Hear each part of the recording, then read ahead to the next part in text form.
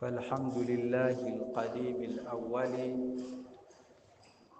الآخر الباقي بلا تحول، ثم الصلاة والسلام سرمدا على النبي خير من قد وحد، وآله وصحبه ومن تبع سبيل دين الحق غير مبتدع.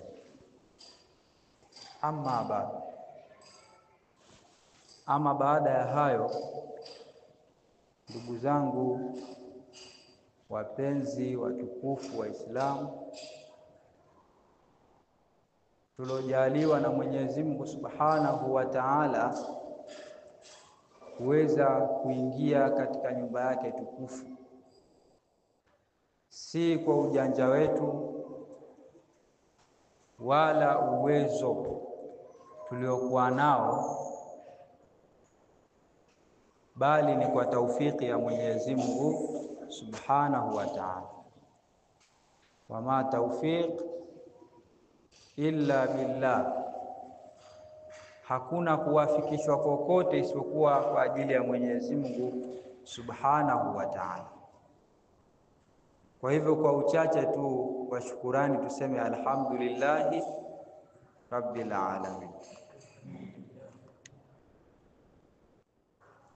Na huo ni uchache wa shukurani, lakini wingi wa shukurani ama ukamilifu wa shukurani ni imtithalu lmaamurati wa tarku lmanhiyati.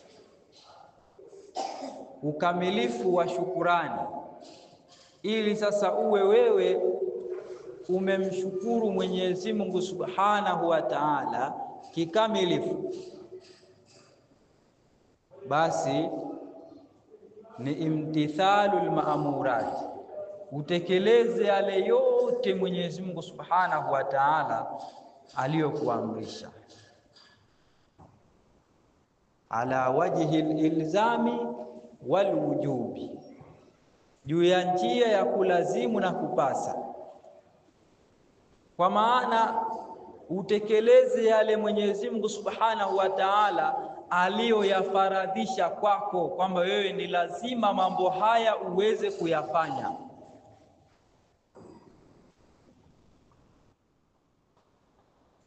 Kwa sababu kuna faradhi na kuna sunna. Kwa maana usije ukasema sasa mimi sijatekeleza sunna, nitakuwa sikutekeleza nini?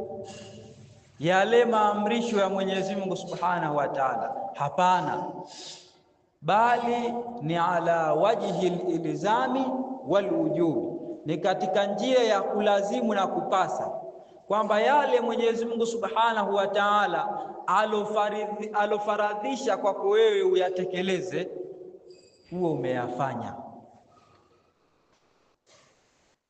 yote. Ikiwa ni ibada ya swala, huo umeitekeleza ibada ya swala. Ikiwa ni ibada ya funga, huo umeitekeleza ibada ya funga. Ikiwa ni ibada ya zaka, huo umeitekeleza ibada ya zaka. Maana yake hapo tuzindushane kidogo. Kuna mtu yawezekana yeye afanya mambo ya sunna sana, lakini faradhi hatekelezi. Unatekeleza sunna mno, lakini unaacha nini? Faradhi. Faradhi ambayo wewe utakapoiwacha faradhi hiyo, ni lazima Mwenyezi Mungu Subhanahu wa Ta'ala atakwenda kukuadhibu. Lakini sunna ambayo hata kama ungeiwacha Mwenyezi Mungu Subhanahu wa Ta'ala asingekuadhibu. Kwa sababu gani? Mtu yawezekana unataswadaki sana, unatoa swadaka sana, lakini huzingatii faradhi ya zaka, hutoi zaka. Watoa swadaka sana, pengine swadaka unazozitoa pengine zinaweza zikazidi hata ile zikashinda yafuku zaka, ikawa ile sadaka ambayo kwamba unaitoa inashinda hata ile zaka ambayo kwamba umepangiwa uitoe, kwa sababu zaka katika mali ni kitu kidogo sana, kitu kidogo sana katika mali. Zaka ni kitu kidogo ambacho kwamba tunashindwa tu kukizingatia. Pengine hata zile sadaka unazozitoa ndogo ndogo zinashinda ile zaka. Kwa nini? Malana, tuna kitu gani sisi? Kwa sababu zaka katika mali ni kwamba, au katika biashara ambayo kwamba uko nayo, ni kwamba ile biashara yako akhiril hauli, mwisho wa mwaka, uipige mahesabu ile biashara yako nzima, ujue kwamba hii biashara yangu ni kiasi gani. Ukishajua sasa ile biashara yako ni kiasi gani, unagawanya mafungu 10. Unagawanya mafungu 10.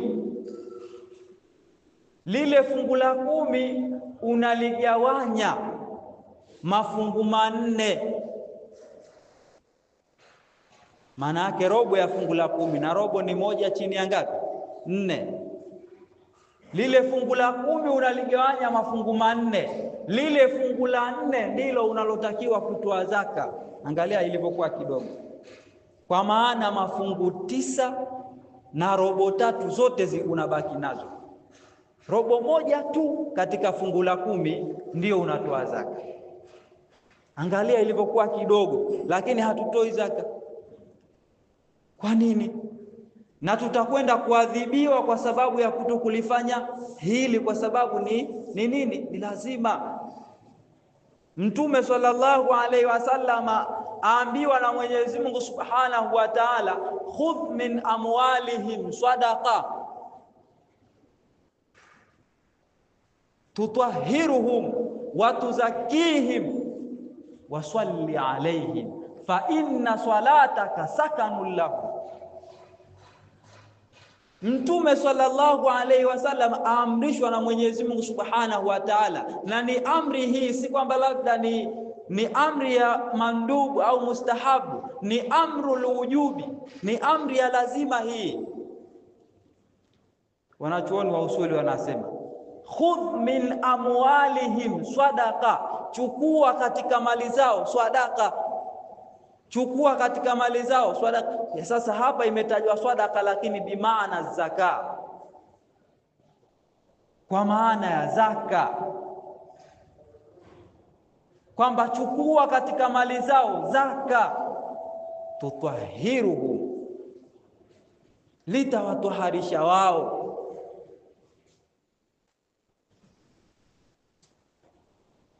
watuzakihim wasalli alaihim, na waombee dua, fa inna salataka sakanul lahu.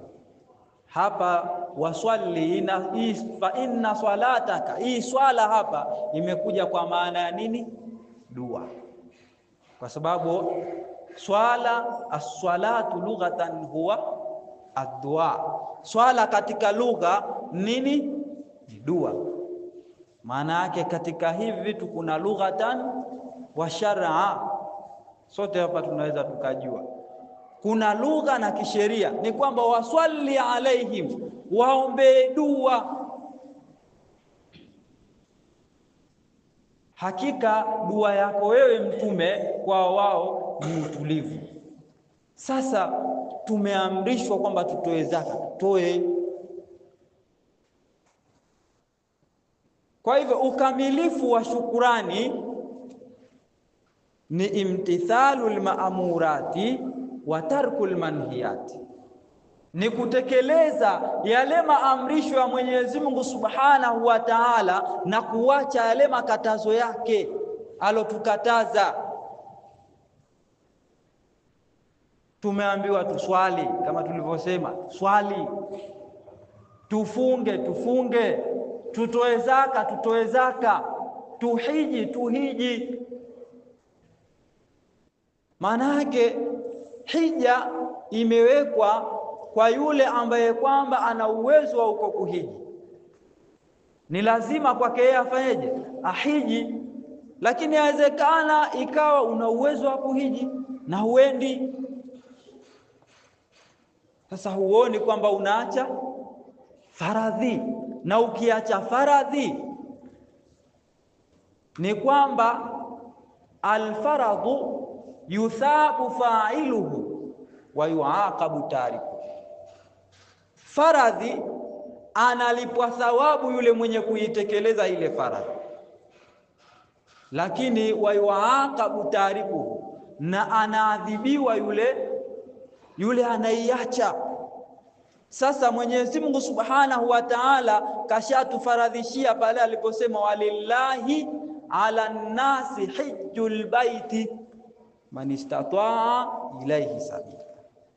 Mwenyezi Mungu Subhanahu wa Ta'ala amefaradhisha hija, walillahi ala nasi hijjul baiti. Mwenyezi Mungu amefaradhisha kwa watu kuhiji Kaaba, man istata'a ilayhi sabila, kwa yule ambaye kwamba anaweza gharama ya njia. Sasa una uwezo wa gharama ya njia, una uwezo wa ile pesa ya kukutoa hapa wewe kukupeleka mpaka Maka, dhihaban wa iyaba, kwenda na kurudi. Nadhani sasa hivi sijui milioni 10 kama sikosei kwa wale wafuatiliaji. Sasa una uwezo wa milioni 10 kukupeleka hija na kukurejesha. Maana yake milioni 10 mkwenda na kurudi hiyo. Unakwenda na unarudi. Na sasa hivi kuna mataasisi chungu nzima, ni kwamba kuna watu wanakuelekeza hija A to Z, alfu ila yaihi, mwanzo mpaka mwisho. Wanakuelekeza hapa fanya hivi, hapa fanya hivi, hapa twenda hivi, hapa na kabla ya kwenda pia wana semina pia kwa ajili ya kuelekeza watu jinsi ya kwenda kutekeleza ibada ya hija. Lakini bado mkienda mna kiongozi ambaye kwamba anawaelekeza kwenda kwenye ibada hii. Yasemi haya kwamba labda napigia debe taasisi zipate wateja, hapana. Nasema haya kwa ajili ya Allah, kama yule mwanachuoni aliyosema ya fauzaman lahu qalbun adraka 'azamatal ilahi wa makanata Muhammad inda maulahu fa'asha wa mata wallahu wa rasuluhu ahabbu ilayhi mimma siwa wa swara yuhibbu almar'u la yuhibbu illa lillah. Ni kwamba ninakuelekeza wewe kwa katika watu hawa, nimewapenda watu hawa, sikuwapenda kwa ajili labda ya maslahi, ni kwa ajili ya Allah subhanahu wa ta'ala. Nyoyo zetu zinatakiwa zimuelekee Mwenyezi Mungu Subhanahu wa Ta'ala. Tubadilike katika nafsi zetu. Nafsi yako, katika moyo wako wewe unaye nani? Unaye Allah au una kitu kingine? Maana yake waweza kufanya kitu ama ni ibada ama ni kitu gani, lakini wafanya kwa ajili ya maslahi ya kidunia, au wafanya liria kwa ajili ya kuonekanwa na watu. Hapa utakuwa umepoteza. Ya fauza man lahu qalbun adraka 'azamatal ilahi, ni kufaulu kulikoje kwa mtu ambaye kwamba ana moyo ambao kwamba umepata ukubwa wa Mwenyezi Mungu Subhanahu wa Ta'ala. Wa makanata Muhammad, na kujua daraja la mtume Muhammad sallallahu alayhi wasallam. Kuna mtu yeye anaona mtume Muhammad sallallahu alaihi wasallama ni kama yeye tu, lakini mtume Muhammad sallallahu alaihi wasallama daraja lake ni kubwa. Wewe huswali swala yako ikaswihi mpaka umtaje, Mtume Muhammad. Adhana yako wewe unayoadhini haikubaliki mpaka la tujiziku illa bidhikri ismihi, haiwezi kukubalika mpaka umtaje yeye. Iqama yako wewe unayokimu haiwezi kukubalika mpaka umtaje yeye. Na hata dua zako unazoomba mpaka umtaje Mtume Muhammad, umswalie Mtume Muhammad. Asema na daraja la Mtume Muhammad inda maulahu, mbele ya Mola wake. Faasha wa mata wallahu wa rasuluhu ahabu ilaihi mimma siwahu, akaishi na akafa hali ya kuwa Mwenyezi Mungu Subhanahu wa Ta'ala ni mwenye kupendeza zaidi kuliko kitu kingine, mimma siwahuma, kuliko vitu vingine. Sisi sasa hivi kitu tunachokipenda sana ni Mwenyezi Mungu au ni dunia? Wallahi sisi tunapenda sana dunia kuliko kitu chochote. Mtu kama ataibiwa pesa atatamani kufa kwa ajili ya pesa alizoibiwa. Yupo mtu mmoja aliwahi kunywa sumu kwa ajili kaibiwa pesa. Aliwahi kunywa sumu kwa ajili ya pesa, atakakufa. Ndio tupigiana mifano. Kwa ajili ya pesa tu alitaka kufa. Je, angekufa kwa ajili ya Mwenyezi Mungu na mtume wake? Ungekufa wewe kwa ajili ya Mungu? Lakini kwa ajili ya dunia unataka kufa. Tubadilisheni nyoyo zetu, tutakasheni nyoyo zetu kwa ajili ya Mwenyezi Mungu. Sasa ukifa wewe, ikiwa Mwenyezi Mungu Subhanahu wa Ta'ala na mtume wake sio vinavyopendeza zaidi kwako wewe, umepata hasara. Asema waswara yuhibbul mar'u waswara yuhibbul mar'a la yuhibbu illa lillah, mtu yule akawa hampendi mtu isipokuwa kwa ajili ya Mwenyezi Mungu Subhanahu wa Ta'ala. Umpende mtu kwa ajili ya Allah, usimpende mtu kwa ajili ya dunia, kwamba huyu mimi atanipa 2000, atanipa 3000, atanipa 5000, atanipa kiasi gani cha pesa. Usimpende mtu kwa ajili ya hivyo, mpende mtu kwa ajili ya Allah Subhanahu wa Ta'ala. Yawe mapenzi yako abaki katika sehemu hiyo. La yubau qalbuhu, moyo wake hauuzwi lifikiri, kwa ajili ya fikra fulani tu, wala litaifa, wala kundi fulani kwamba lataka kitu fulani. Maana yake saa nyingine fikira yako waweza kuiuza kwamba mimi naona mtazamo ni hivi kwa ajili ya kundi fulani. Hili litakupelekea wewe kuweza kuharibu amali zako. Wala lijamaa wala liafradi illa limizani wajhillah, isipokuwa kwa mizani ya dhati ya Mungu, utake radhi za Mwenyezi Mungu Subhanahu wa Ta'ala peke yake. Tubadilisheni nyoyo zetu zimwelekee Mola Subhanahu wa Ta'ala. Moyo wako usiwe na hikdi, moyo wako usiwe na kifundo, moyo wako usiwe na chuki. La hali ya kuwa umemsamehe kila mtu, umemsamehe mara 100.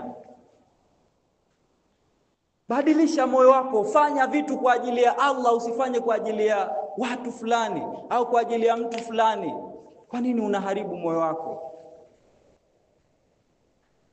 Utake radhi za Mwenyezi Mungu Subhanahu wa Ta'ala. Faswara alqalbu muswana muhswana, huu moyo utakuwa ni wenye kutengenezeka, ni wenye kuhifadhika.